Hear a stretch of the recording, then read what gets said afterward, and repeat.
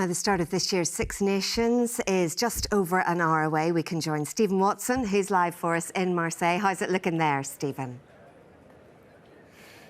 Hi Tara, all is fantastic here in Marseille. As you can see, thousands of fans arriving to see France and Ireland kick off this year's Six Nations Championship. It's an 8 o'clock home time start, 9 o'clock here in Marseille, and what a wonderful game to get things underway. Both of these teams, of course, hurting after early World Cup exits, but France are the Grand Slam champions of 2022. Ireland are the Grand Slam champions of 2023. I'm delighted to say I'm joined by former Ireland international Darren Cave. Darren, just how good is this game to launch the Six Nations in spectacular style? Yeah, it's the Rugby World Cup final that never was, wasn't it? And as you say, last year's Grand Slam winners, the Grand Slam winners from the year before. So what a way to start the Six Nations. And I think in general in Ireland there has been that World Cup hangover, people trying to get the spirits back up, but what an occasion to do this evening.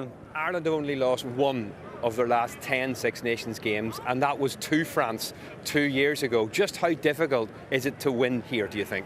Yeah, it's going to be really, really difficult for them. A lot of people are calling it really, really close. I think the bookies are saying 3 or 4 points to France, and I think that's probably a fair summation of it. Ireland have a really good chance, but it's going to be very, very difficult. Sold out stadium, noisy fans, atmosphere, a real cauldron, one of the biggest stages outside of a Rugby World Cup. How disappointed are you that there are no Ulster players in this Irish squad for the first time in history for an international?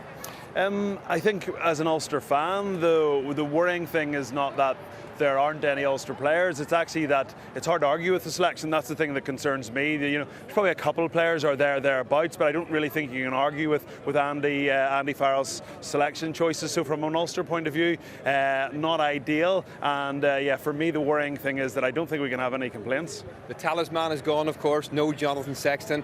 Jack Crowley replaces him in the number 10 shirt. Just how big an evening is this for him? Phenomenal. I mean, I read the other day, I think he's only played in Six Nations for 3 minutes. So we were talking about how big an occasion this is.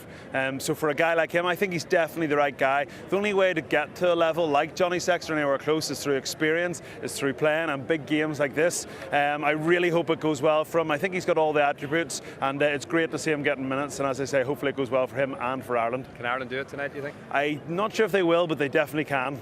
Okay, it's going to be an absolutely wonderful game. Darren, thank you very much indeed. Darren is part of our live commentary tonight on BBC Sounds and also on BBC Radio Ulster.